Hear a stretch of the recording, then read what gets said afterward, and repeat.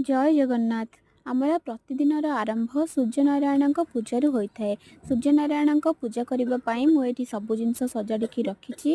अर्घ्य जो जल देवे से रोली पकेबे, किसी मीठा जिनस पकेबे, गोटे तुलसी पत्र, गोटे नाली फूलटे रखिए।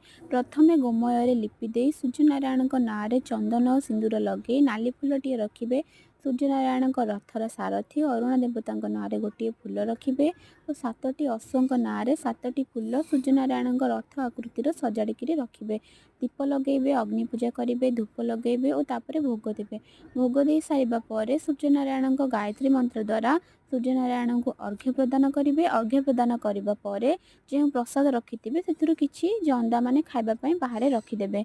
अर्घ्य जो जल देते केवे भी एणे तेणे पकेबे ना, सब गछ मूल ढालिबे। मोर सूर्य पूजा संपूर्ण है। Thank you for watching.